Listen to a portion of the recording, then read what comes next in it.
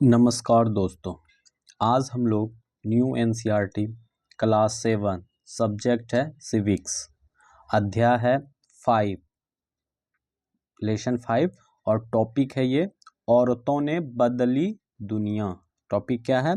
औरतों ने बदली दुनिया। आज हम लोग इसको अच्छे से अंडरलाइन करेंगे और इम्पोर्टेंट लाइन को नोट करते चलेंगे, ठीक है। इससे पहले कुछ थोड़ा सा मोटिवेशन लाइन सुन लेते हैं, उसके बाद हम लोग आगे बढ़ेंगे। यह है श्री गणेशाय नमः। स्टार्ट करते हैं। जय श्री राम, जय श्री हनुमान। ठीक है। कहता है कि अगर आप सफल होना चाहते हैं तो आपको अपने काम में एकाग्रता लानी होगी। मतलब कहने का मतलब है, अगर आपको सफल होना है तो आपको अपने काम के प्रति एकाग्रता होना चाहिए। ठीक है, एकदम एक्टिव होना चाहिए। ये कहने वाले थे बिल गेट्स साहब जी। चलिए अब टॉपिक स्टार्ट करते हैं। और इससे पहले सारा एक्सरसाइज कंप्लीट हो गया है 6-7 का। सब आप लोग प्लेलिस्ट में या इस क्लास के डिस्क्रिप्शन में आप लोग देख सकते हैं, टोटल क्लास है। चलिए अब शुरू करते हैं। औरतों ने बदली दुनिया। पिछले अध्याय में हमने देखा कि किस तरह महिलाओं द्वारा किया जाने वाला घर का काम ही नहीं माना जाता है। मतलब कहने का मतलब घर का जो काम होता है ना, उसको वर्क के रूप में नहीं लिया जाता है। ठीक है। हमने यह भी पढ़ा है कि घरेलू काम और परिवार के सदस्य की देखभाल करना पूरे समय का काम है और इस कार्य को प्रारंभ और समाप्त करने का कोई निश्चित समय भी नहीं है। इस अध्याय में हम घर के बाहर के कामों को देखेंगे और समझेंगे।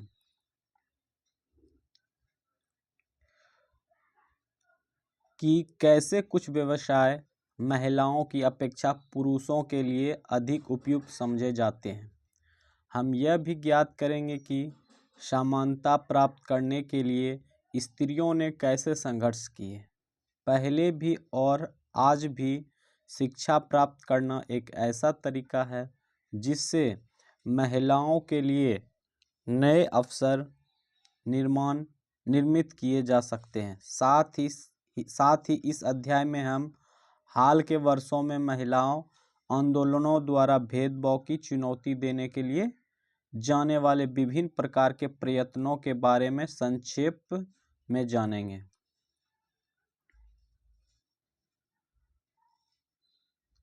चलिए यहाँ पे है कौन क्या काम करते हैं। निम्न लोगों के चित्र बनाइए। चित्र बनाने का एक फार्मर का, एक मजदूर का, एक नर्स का। इसमें तीनों में फिगर बनाना है और फिर एक वैज्ञानिक, एक पायलट और एक टीचर का। ठीक है। चलिए अब आपकी कक्षा में बनाए गए चित्रों को देखने के लिए नीचे दी गई तालिका भरी। अब हर व्यक्ति के लिए पुरुषों और महिलाओं के चित्रों के अलग अलग जोड़िए। ठीक है, ये सब वर्क करना है। अब चलिए यहाँ से पढ़ते हैं क्या है। रोजी मैडम की कक्षा में 30 बच्चे हैं। उन्होंने अपनी कक्षाओं में यही अभ्यास कराया। परिणाम इस प्रकार रहे। ठीक है, और यहाँ पहले देख लेते हैं क्या है। भारत में 83.6% महिलाओं खेतों में काम करती है। मतलब 83.6% जो है न, लगभग औरत खेतों में काम करते हैं। उनके कामों में पौधे रोपना, खरपतवार निकालना, फसल काटना, कुटाई करना शामिल है। फिर भी जब हम किसान के बारे में सोचते हैं तो हम एक पुरुष के बारे में ही सोचते हैं। ठीक है, महिला के बारे में भी सोचना चाहिए कि वो भी सहयोग करते हैं। ये कह रहे हैं कि शिक्षक 5 है, महिलाएं 25, किसान 30, महिलाएं 0, मिल मजदूर 25, महिलाएं 5, नर्स 0, पुरुष में 0, महिला में 30, वैज्ञानिक में 25 पुरुष तो महिला में 5, पायलट में 27 तो 3। मतलब कहीं ना कहीं थोड़ा सा भिन्नता आ रहा है। ठीक है। अपनी कक्षा में किए गए अभ्यास की तुलना रोजी मैडम की कक्षा में अभ्यास से करिए। ठीक है, अब यहाँ पे चलते हैं कि क्या कह रहे हैं। कम अवसर और कठोर अपेक्षाएं। रोजी मैडम की कक्षा में अधिकांश बच्चों ने नर्स के लिए महिलाओं के और पायलट के रूप में पुरुषों के चित्र बनाए। ऐसा उन्होंने इस कारण किया कि उन्हें लगता है कि घर से बाहर भी महिलाएं कुछ खास तरह से काम ही अच्छी तरह कर सकती है। उदाहरण के लिए बहुत से लोग मानते हैं कि महिलाएं अच्छी नर्स हो सकती है क्योंकि वे अधिक सहनशील और विनम्र होती है। इसे परिवार में स्त्रियों की भूमिका के साथ मिलाकर देखा जाता है। इस प्रकार से माना जाता है कि विज्ञान के लिए तकनीकी दिमाग की ज़रूरत होती है और लड़कियों और महिलाएं तकनीकी कार्य करने में सक्षम नहीं होती है।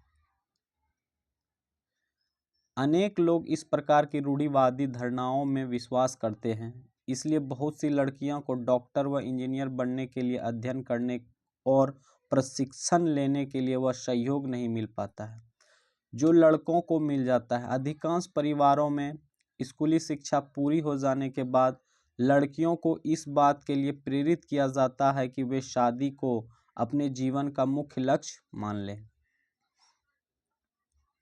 यह समझना आवश्यक है कि हम ऐसे समाज में रहे हैं जहां सभी बच्चे को अपने चारों ओर की दुनिया के दबावों का सामना करना पड़ता है। कभी यह दबाव बड़े की अपेक्षाओं के रूप में होता है तो कभी यह हमारे अपने ही मित्रों के गलत तरीके से चिढ़ाने के कारण पैदा हो जाता है। लड़कों पर ऐसी नौकरी प्राप्त करने के लिए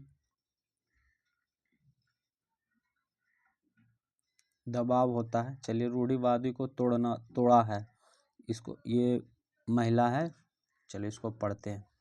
रूढ़ियों को तोड़ा है, ठीक है। रेल इंजन आदमी चलाते हैं, पर झारखंड के एक गरीब आदिवासी परिवार के 27 वर्षीय लक्ष्मी लाकरा ने इस धारा को रुख बदल दिया। उत्तरी रेल का वह पहली महिला इंजन चालक है। क्या नाम है उसका?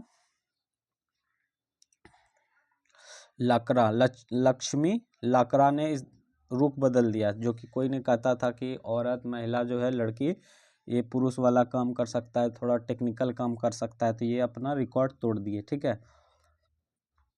ये अपना एक नया बना दिए रिकॉर्ड। लक्ष्मी के माता पिता पढ़े लिखे नहीं हैं, पर उन्होंने अपने बच्चे को पढ़ाने के लिए बहुत संघर्ष किया। लक्ष्मी की शिक्षा एक सरकारी स्कूल में हुई। स्कूल में पढ़ने के साथ साथ लक्ष्मी घर के कामों व अन्य जिम्मेदारियों में हाथ भी बटाती रही। उसने मन लगाकर और मेहनत से पढ़ाई की और स्कूल पूरा करके इलेक्ट्रॉनिक्स में डिप्लोमा अर्जित की। फिर वह रेलवे बोर्ड की परीक्षा में बैठी और पहली बार कोशिश में उत्तीर्ण हो गई। लक्ष्मी कहती है मुझे चुनौतियों से खेलना पसंद है, और जैसे ही कोई यह कहता है कि फॉल कॉम लड़कियों के लिए नहीं है, फ्ला कॉम लड़कियों के लिए काम के लिए नहीं है, उसे करके रहती हूँ। लक्ष्मी के जीवन में ऐसा करने के अनेक अवसर आए। जब वो इलेक्ट्रॉनिक्स करना चाहती थी, जब उसने पॉलिटेक्निक में मोटरसाइकिल चलाई और जब उसने तय की कि वह इंजन ड्राइवर बनेगी, तो उसी दृष्टिकोण से सीधा साधा है। जब तक मुझे मज़ा आ रहा है कि मैं किसी को नुकसान ना पहुंचा रही हूं और मैं अच्छे से रह पा रही हूं और अपने माता पिता की मदद कर पा रही हूं, तो मैं अपने तरीके से क्यों नहीं जीऊं। ड्राइविंग हर ट्रेन नीता लाल विमेंस फीचर सर्विस रूपांतरित।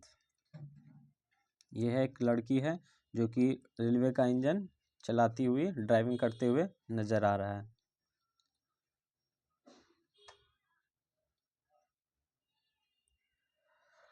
दबाव होता है जिसमें उन्हें अधिक वेतन मिले। यदि वे दूसरे लड़कों की तरह व्यवहार नहीं करते हैं तो उन्हें चिढ़ाया जाता है और धौंस दी जाती है। आपको याद होगा कि कक्षा 6 की पुस्तक में आपने पढ़ा था कि लड़कों को बचपन से ही दूसरों के सामने रोने पर चिढ़ाया जाता है। चलिए, इधर क्या है इसको भी देख लेते हैं। नीचे दी गई कहानी को पढ़िए और उसके बाद दिए गए प्रश्नों का उत्तर दीजिए। यदि आप जेवियर होते तो कौन सा विषय चुनते हैं? अपने अनुभव के आधार पर बताइए कि लड़कों को ऐसे कौन कौन दबावों का सामना करना पड़ता है। परिवर्तन के लिए सीखना, मतलब अगर परिवर्तन चाहते हैं तो उसके लिए सीखना पड़ेगा, ठीक है। स्कूल जाना आपके जीवन का बहुत महत्वपूर्ण हिस्सा है। जैसे जैसे स्कूलों में हर साल अधिक का अधिक संख्या में बच्चे प्रवेश ले रहे हैं, हमें सोचने लगे कि सब बच्चों के लिए स्कूल जाना एक साधारण बात है। आज हमारे लिए यह कल्पना करना भी कठिन है कि कुछ बच्चों के लिए स्कूल जाना और पढ़ना, इसको बाद में देखते हैं, पहले इसको थोड़ा कहानी के मैटर से समझते हुए चलते हैं, ठीक है। जेवियर अपना 10वीं बोर्ड की परीक्षा फल देकर खुश था। यद्यपि विज्ञान और गणित में उसे बहुत अधिक अंक नहीं मिले थे, लेकिन अपने पसंदीदा विषय इतिहास और भाषाओं में उसने अच्छा किया था। जब उसके माता पिता परिणाम देखे तो वह खुश नहीं हुए। बोला, हे भगवान, जेवियर, गणित में तुम सिर्फ 65% लाए हो, भौतिक शास्त्र में तुम्हारा अंक बहुत कम है। मुझे पता है माँ, पर कोई बात नहीं, क्योंकि मैं गणित और विज्ञान पढ़ना भी नहीं चाहता हूँ, मैं इतिहास पढ़ना चाहता हूँ।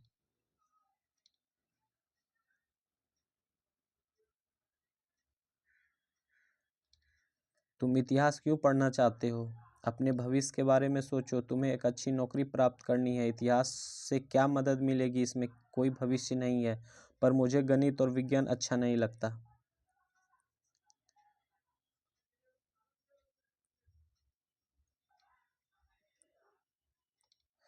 समझदारी से काम लो बेटे, गणित ले लो और साथ साथ कंप्यूटर भी सीख लेना। कंप्यूटर सीखने से नौकरी आसानी से मिल जाती है।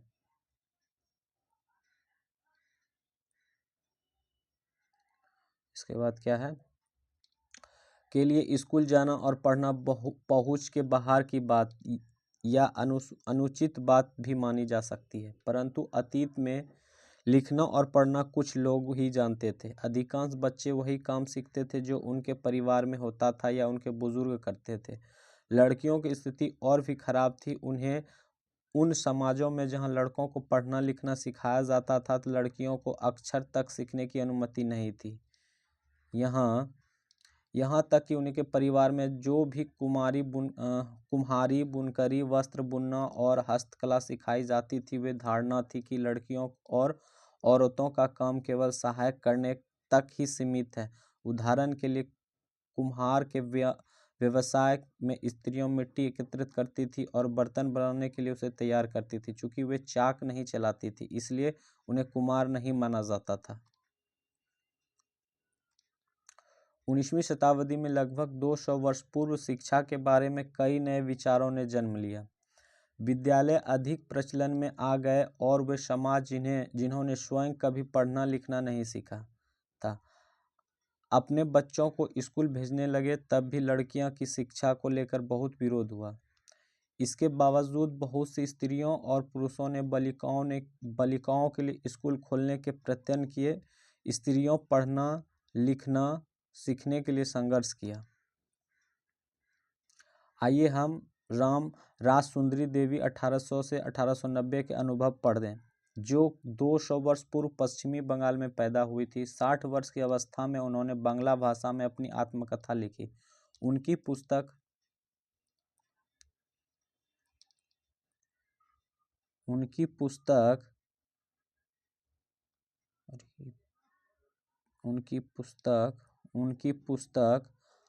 अमार जी उनकी भारती महिला द्वारा लिखी थी। यहाँ से पहले इसको भी देख लेते हैं, रामाबाई के बारे में, ठीक है। ये रामाबाई 1858 से 1992 अपनी बेटी के साथ, ठीक है। ये रामाबाई है, देखते हैं इसका क्या स्टोरी है। रामाबाई 1858 से 1922 ईस्वी तक अपनी बेटी के साथ महिला शिक्षिका की। योद्धा स्वयं कभी स्कूल नहीं गई, पर अपने माता पिता से उन्हें पढ़ना लिखना सीख लिया। उन्हें पंडिता की उपाधि दी गई, क्योंकि वे संस्कृत पढ़ना लिखना जानती थी, जो उस समय की औरत के लिए बहुत बड़ी उपलब्धि थी। औरतों को तब भी यह ज्ञान अर्जित करने की अनुमति नहीं थी। उन्होंने 1898 में पुणे के पास खेड़गांव में एक मिशन स्थापित किया, जो विधवा स्त्रियों और गरीबों औरतों को पढ़ने लिखने तथा स्वतंत्र होने की शिक्षा दी थी। कौन? तो रामाबाई। उन्हें लकड़ी से चीजें बनाने, छापाखाने चलाने जैसी कुशलता भी सिखाई। जाती थी, जो वर्तमान में लकड़ियों को काम ही सिखाई जाती थी, सिखाई जाती थी, जो वर्तमान में भी लड़कियों को कम ही सिखाई जाती थी। ऊपर बाएं हाथ की तरफ छपी तस्वीर में उनका छपा खाना दिख रहा है। रमाबाई का मिशन आज भी सक्रिय है। रमाबाई एक लड़की औरत थे, जो कि वो क्या कर रहे थे, ये देखिए यहाँ पे ये छपा खाना उन्हीं का चल रहा है। और वो जो विधवा औरत महिला थे, उनको कुछ भाषा का ज्ञान दिए, पढ़ाई लिखाए, कुछ कार्य करने के लिए भी सिखाएं। ठीक है, चलिए। अमार जीवन किसी भारतीय महिला, मतलब अमार जीवन किसी भारतीय महिला द्वारा लिखित पहली आत्मकथा है। रास सुंदरी देवी एक धनवान जमींदार परिवार की गृहिणी थी। उस समय लोगों का विश्वास था कि यदि लड़की लिखती पढ़ती है तो वह पति के लिए दुर्भाग्य लाती है और विधवा हो जाती है। इसके बावजूद उन्होंने अपनी शादी के बहुत समय बाद स्वयं ही छुप छुप कर लिखना पढ़ना सीखा। मैं अत्यंत सवेरे ही काम करना शुरू कर देती थी और उधर आधी रात हो जाने के बाद भी काम में लगी रहती थी। बीच में भी विश्राम नहीं होता था। उस समय मैं केवल 14 वर्ष की थी। मेरे मन में एक अभिलाषा पनपने लगी। मैं पढ़ना सीखूंगी और एक धार्मिक पांडुलिपि पढ़ूंगी। मैं अभागी थी। उन दिनों स्त्रियों को नहीं पढ़ाया जाता था। बाद में स्वयं ही अपने विचारों को विरोध करने लगी। मुझे क्या हो गया है, स्त्रियां पढ़ती नहीं है, फिर मैं कैसे पढ़ूंगी। फिर मुझे एक स्वप्न आया। मैं चैतन्य भागवत, एक संत का जीवन पढ़ रही थी। चलो यहीं तक रहने देते हैं, बाद में फिर पढ़ेंगे। अब इसको पढ़ते हैं। रुकाया क्या है, रुकया सखावत हुसैन और लेडी लैंड का उनका सपना, इसके बारे में पढ़ते हैं।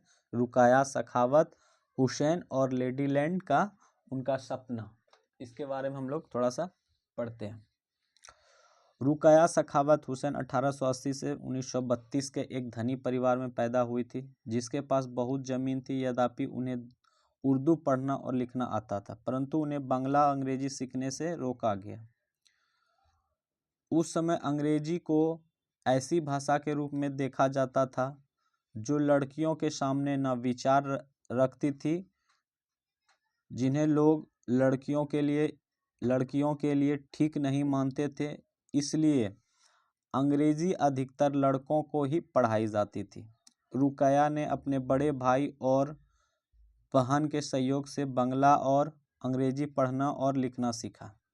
आगे जाकर वे एक लेखिका बनी। 1905 में जब वह केवल 25 वर्ष की थी, तब अंग्रेजी भाषा का कौशल अभ्यास करने के लिए उन्होंने एक उल्लेखनीय कहानी लिखी, जिसकी शीर्षक था सुल्ताना का स्वप्न।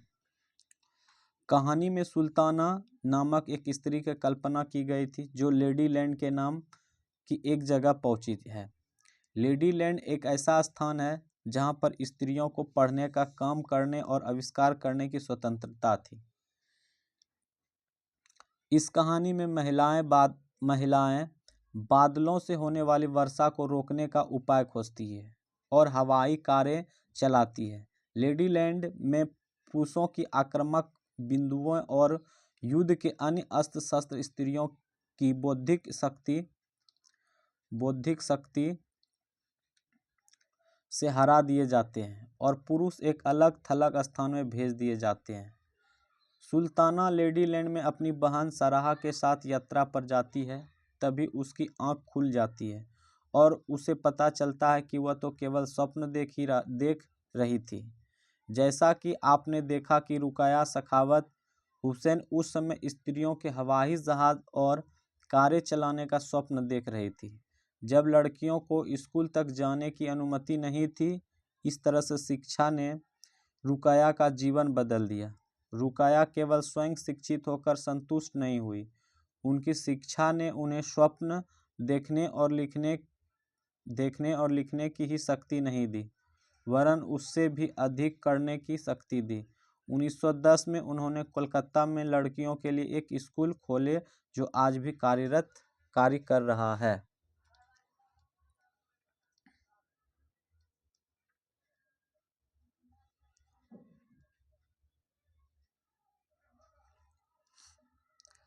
बाद में दिन के समय जब मैं रसोई में बैठी हुई भोजन बना रही थी, मैंने अपने पति को सबसे बड़े बेटे से कहते हुए सुना, विपिन, मैंने अपनी चैतन्य भागवत यहाँ छोड़ी है, जब मैं इसे मंगाऊं तुम इसे अंदर ले आना। वे पुस्तक वहीं छोड़कर चले गए।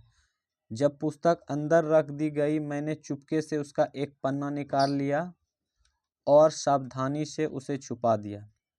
उसे छुपाना भी एक बड़ा काम था, क्योंकि किसी को भी वह मेरे हाथ में नहीं दिखना चाहिए था। मेरा सबसे बड़ा बेटा उस समय ताड़ के पत्ते पर लिखकर अक्षर बनाने का अभ्यास कर रहा था। उसमें से भी मैंने एक छिपा दिया था।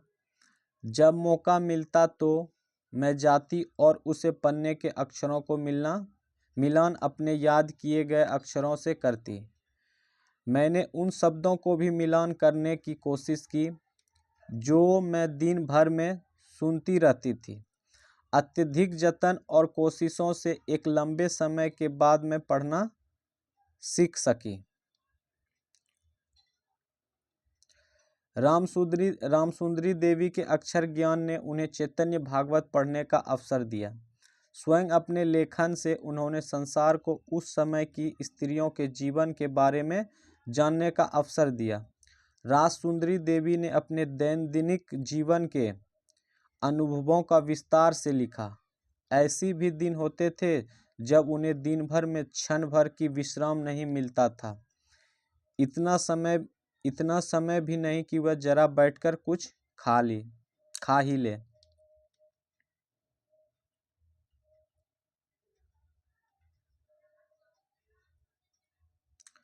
रामसुंदरी देवी और रुकया हुसैन, जिन्हें पढ़ने लिखने की अनुमति नहीं मिली थी, की स्थिति के विपरीत वर्तमान समय में भारत में सबसे बड़ी संख्या लड़कियों स्कूल जा रही है। इसके बावजूद भी बहुत सी लड़कियां गरीबी, शिक्षण की सुविधाओं के अभाव और भेदभाव के कारण स्कूल जाना छोड़ देती है। सभी समाजों और वर्गों की पृष्ठभूमि वाले बच्चों को शिक्षण की समान सुविधा प्रदान करना, विशेषकर लड़कियों को, आज भी भारत में एक चुनौती है। वर्तमान समय में शिक्षा और विद्यालय। आज के युग में लड़के और लड़कियां विशाल संख्या में विद्यालय जा रहे हैं, लेकिन फिर भी हम देखते हैं कि लड़कों और लड़कियों की शिक्षा में अंतर है। भारत में हर 10 वर्ष में जनगणना होती है। यहाँ पे एक इम्पोर्टेंट लाइन है, देखिए कि भारत देश में जो है ना, कितने वर्ष में जनगणना होती है, तो 10 वर्ष में होती है, जिसमें पूरे देश की जनसंख्या की गणना की जाती है। इसमें भारत में रहने वाले जीवन के बारे में यह भी विस्तृत जानकारी एकत्रित की जाती है, जैसे उनकी आयु, पढ़ाई, उनके द्वारा किए जाने वाले काम आदि। इस जानकारी का इस्तेमाल हम अनेक बातों के आकलन के लिए करते हैं, जैसे शिक्षित लोगों की संख्या तथा स्त्री और पुरुषों का अनुपात। 1961 की जनगणना के अनुसार सब लड़कों और पुरुषों 7 वर्ष एवं उससे अधिक आयु के 40% शिक्षित था, अर्थात वे कम से कम अपना नाम लिख सकते थे। इसकी तुलना में लड़कियों तथा स्त्रियों केवल 15% भाग ही शिक्षित था। मतलब कहाँ 40 और कहाँ 15, बहुत डिफरेंस था।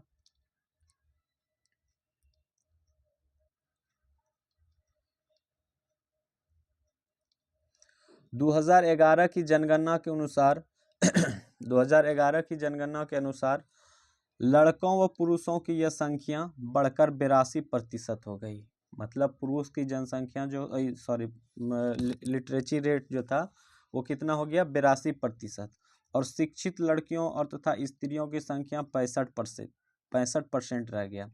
इसका आशय यह हुआ है कि पुरुषों और स्त्रियों दोनों के बीच ऐसे लोगों का अनुपात बढ़ गया जो पढ़ लिख सकते हैं और जिन्हें कुछ हद तक शिक्षा मिल चुकी है।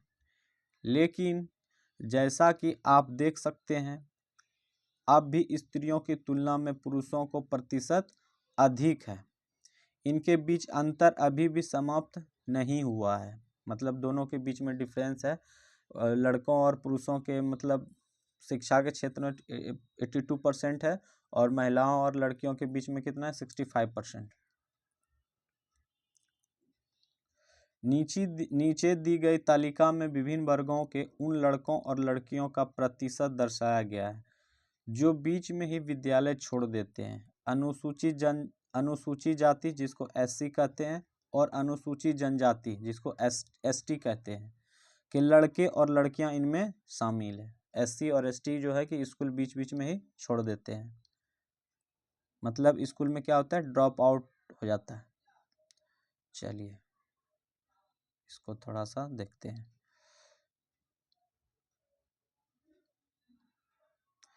स्कूल शिक्षा में औसत वार्षिक ड्रॉप आउट दर 2014-15 का ये है, ठीक है। प्राथमिक कक्षा में 1 to 5 के लिए लड़के हैं 4.3 और लड़कियां हैं 3.88। योग मतलब टोटल हो गया 4.13 और जो कि ड्रॉप आउट करते हैं ये सारा कुछ दिया गया है, ठीक है। 6 to 8 का है, 9 to 10 का है, सभी का दिया हुआ ये आंकड़ा है।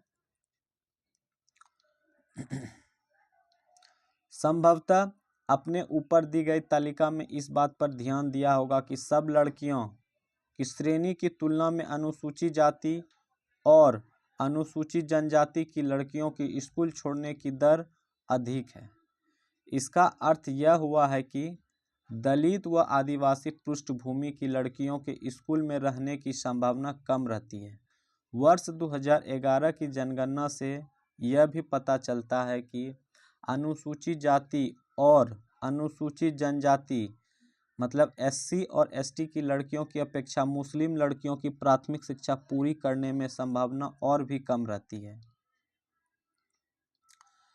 मुस्लिम लड़कियां स्कूल में लगभग 3 वर्ष रह पाती है जबकि अन्य समुदाय की लड़कियां स्कूल में 4 वर्ष का समय बिता पा रही है। मतलब मुस्लिम लड़कियों को और दिक्कत हो रहा है पढ़ाई करने में, वो क्या हो रहा है स्कूल में लगभग 3 वर्ष ही रह सकते हैं और अन्य समुदाय के लोग मतलब 4 वर्ष बिता सकती है।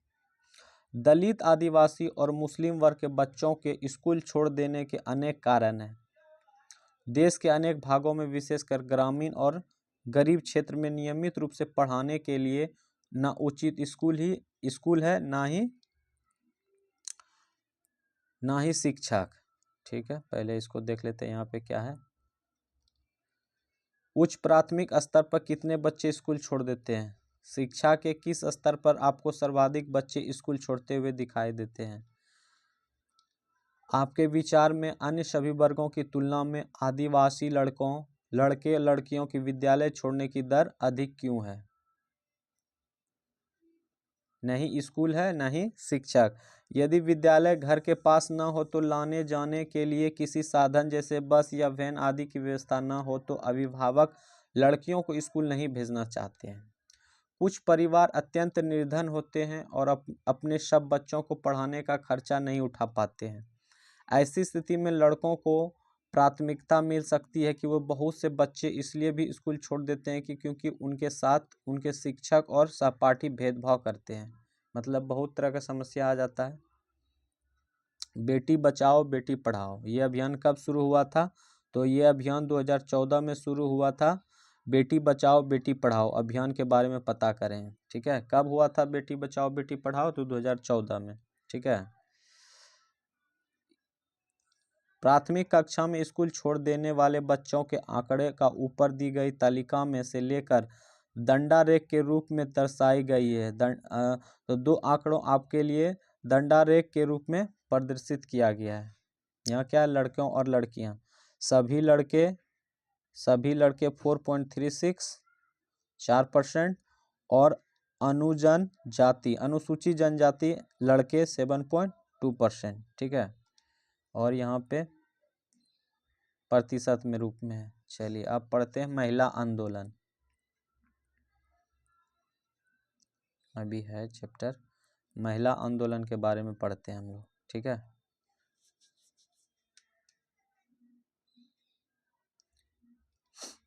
महिला आंदोलन। अब महिलाओं और लड़कियों को पढ़ने का और स्कूल जाने का अधिकार है। अब जो है महिलाओं और लड़कियों को स्कूल जाने का अधिकार है। अन्य क्षेत्र भी है जैसे कानूनी सुधार, हिंसा और स्वास्थ्य, जहां लड़कियों और महिलाओं की स्थिति बेहतर हुई है। ये परिवर्तन अपने आप नहीं आए हैं, औरतों ने व्यक्तिगत स्तर पर और आपस में मिलकर इन परिवर्तनों के लिए संघर्ष किए हैं।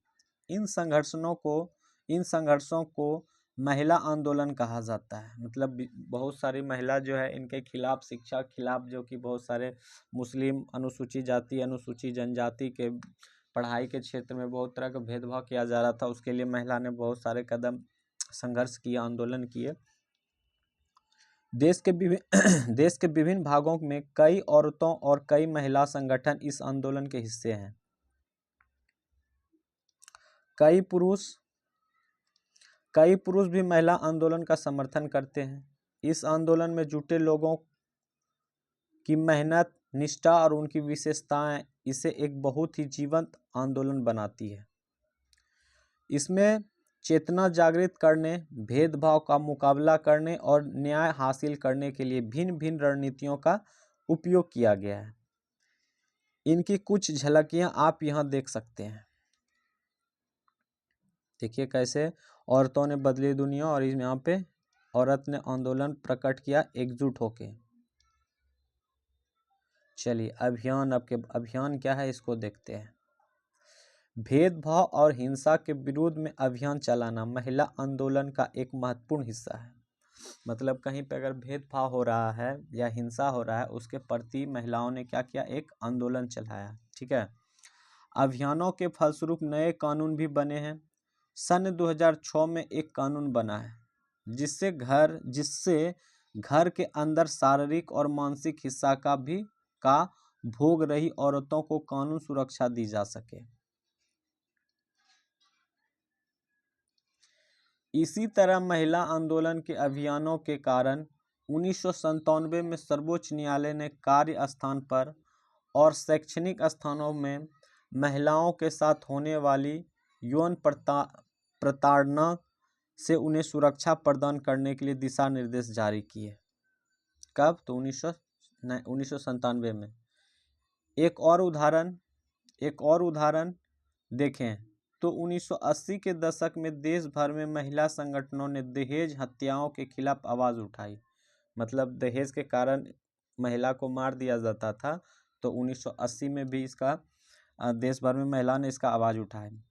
नवविवाहित युवतियों, मतलब हाल फिलहाल में जो शादीशुदा औरतें जो होती थी, लड़कियां, औरतों को उनके पति और ससुराल के लोगों द्वारा दहेज के लालच में मौत के घाट उतार दिया जाता था। महिला संगठनों द्वारा इस बात की कड़ी आलोचना की गई कि कानून अपराधियों का कुछ नहीं कर पा रहा है। इस मुद्दे पर महिलाएं सड़कों पर निकल आई। उन्होंने अदालत के दरवाजे खटखटाए और आपस में अनुभव व जानकारियों का आदान प्रदान किया। अंततः यह समाज का एक बड़ा सार्वजनिक मुद्दा बन गया और अखबारों में छाने लगा। दहेज से संबंधित कानून को बदला गया ताकि दहेज मांगने वाले परिवारों को दंडित किया जा सके। देखिए यहाँ पे ये है, अब अभियान जो चला उसका पुर्जा पाठ है। यहाँ भी है, इसको पढ़ते हैं क्या है। सत्या रानी महिला आंदोलन की एक सक्रिय सदस्य, दहेज के लिए मार दी गई अपनी बेटी के मामले में न्याय मांगने के लिए लड़े गए। लंबे मुकदमे की कानूनी फाइल से घिरी हुई सर्वोच्च न्यायालय की सीढ़ियां पर बैठी है। मतलब सर्वोच्च के न्यायालय की सीढ़ियां बैठी है। इसकी बेटी जो है दहेज के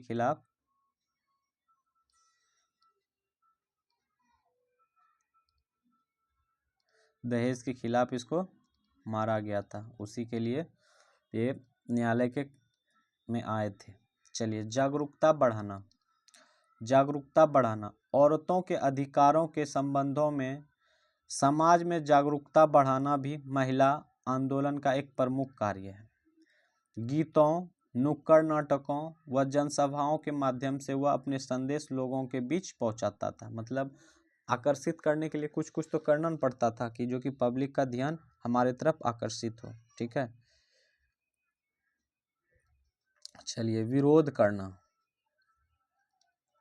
विरोध करना, जब महिलाओं के हितों का उल्लंघन होता है जैसे किसी कानून अथवा नीति द्वारा, तो महिला आंदोलन ऐसे उल्लंघनों के खिलाफ आवाज उठाता है। लोगों का ध्यान खींचने के लिए रैलियां, प्रदर्शन आदि बहुत असरकारक तरीके हैं। बंधुत्व व्यक्त करना।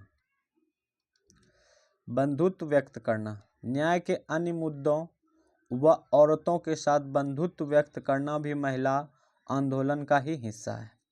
8 मार्च अंतर्राष्ट्रीय महिला दिवस, मतलब यहाँ पे प्रश्न बनता है कि अंतर्राष्ट्रीय महिला दिवस कब मनाया जाता है, कब सेलिब्रेट किया जाता है, तो 8 मार्च को। ठीक है, दुनिया भर में औरतों अपने संघों को ताज़ा करने और जश्न मनाने के लिए इकट्ठी होती है। कितना, तो 8 मार्च को अंतर्राष्ट्रीय महिला दिवस। यहाँ देखिए क्या है ये हर साल 14 अगस्त को वाघा में भारत पाकिस्तान की सीमा पर हजारों लोग इकट्ठा होते हैं। कब, तो 14 अगस्त को, और एक सांस्कृतिक कार्यक्रम आयोजित करते हैं। ऊपर की तस्वीर में भारत और पाकिस्तान के लोगों के बीच बंधुत्व प्रदर्शित करते हुए औरतें जलती हुई मोमबत्तियां उठा रही है। मतलब भारत और पाकिस्तान के बीच में क्या है, बंधुत्व के लिए, भाईचारा के लिए। चलिए ये टॉपिक हो गया कंप्लीट। इसमें लॉन्ग क्वेश्चन, इसको अभी नहीं कराएंगे, शॉर्ट रहता तो कराते हुए चलते। चलिए कुछ शब्द संकलन है, इम्पोर्टेंट है, इसको हम लोग देखते हुए चलेंगे। शब्द संकलन, रूढ़िवादी धारणा का मतलब क्या होता है, इसको समझते हैं कि रूढ़िवादी धारणा क्या होता है। जब हम विश्वास करने लगते हैं कि किसी विशेष धार्मिक, आर्थिक, क्षेत्रीय समूह के लोग की कुछ निश्चित विशेषताएं होती है या केवल खास प्रकार के कार्य ही कर सकते हैं, तब रूढ़िवादी धारणाओं को जन्म होता है। मतलब कहने का है कि हम बांट देते हैं काम, कि ये काम महिला करेंगे, ये काम पुरुषों का, ये काम लड़कियों का, ये काम लड़कों का, तो वहाँ पे रूढ़िवादी धारणा उत्पन्न हो जाता है। ठीक है, जैसे इस पाठ में हमने देखा कि लड़कों और लड़कियों को अलग अलग विषय लेने के लिए कहा गया है, कारण उनकी रुचि ना होकर उनका लड़का लड़की होने तथा रूढ़िवादी धारणाओं में हमें लोगों के उनकी व्यक्तित्व विशेषताओं के साथ देखने से रोकती है। चलिए अब भेदभाव, भेदभाव क्या है उसको देखते हैं। भेदभाव तब होता है जब हम लोगों के साथ समानता व आदर का व्यवहार नहीं करते हैं। यह तब होता है जब व्यक्ति या संस्थाएं पूर्वाग्रह से ग्रसित होती है। भेदभाव तब होता है जब हम किसी के साथ अलग अलग व्यवहार करते हैं या भेद करते हैं। तो भेदभाव मतलब कहीं पे डिफरेंसेस नहीं करना है, कि मतलब घर में ही मान लेते हैं कि एग्जाम्पल ले लेते हैं, किसी को ज़्यादा मतलब मानना, किसी को कम मानना, तो वहाँ पे भेदभाव हो रहा है। समाज में भी बहुत तरह का होता है, ऊंची नीची जाति के लेके कि ये मतलब ये फॉरवर्ड है, ये SC ST है, ABC जो भी है, ये भेदभाव उसमें भी किया जाता है। उल्लंघन किसको कहते हैं, चलिए इसको समझते हैं थोड़ा सा। जब कोई जबरदस्ती कानून तोड़ता है या खुले रूप से किसी का अपमान करता है, तब हम कह सकते हैं कि उसने उल्लंघन किया। मतलब कोई नियम कानून तोड़ देना, किसी को खुलेआम कुछ कर देना, मजाक बना देना, कुछ भी कर देना, अपमान कर देना, वो सब उल्लंघन के रूप में आएगा। यौन प्रताड़ना ये क्या है, इसको समझते हैं। इसका आशय औरत की इच्छा के विरुद्ध उसके साथ यौन से जुड़ी शारीरिक या मौखिक हरकतें करने से, मतलब लड़की को छेड़ना, जबरदस्ती उसके साथ छेड़खानी करना, चलते राहों में उसको कुछ बोल देना, ये यौन प्रताड़ना में ही आता है। कहीं औरत काम करते हैं, उसको वहाँ पे कोई तरह का समस्या ना हो, यही सबको इस रूप में देखा जाता है। चलिए आज ये लेसन कंप्लीट हो गया। ये लेसन था हम लोग का, कौन सा लेसन था, तो एक्सरसाइज 5 था, ठीक है, जो कि कंप्लीट करा दिया गया। अब लेसन 6 जो है अब नेक्स्ट क्लास में होगा। और ये थोड़ा सा एक लाइन पढ़ लेते हैं। अगर आप सफल होना चाहते हैं तो आपको अपने काम में अग्रता लानी होगी। किसने कहा था, तो बिल गेट्स ने कहा था। तो अगर आपको अच्छे से मेहनत करना है तो अपने ध्यान देना होगा, अच्छे से पढ़ाई करना होगा। चलिए आज का क्लास यहीं पे समाप्त करते हैं। धन्यवाद।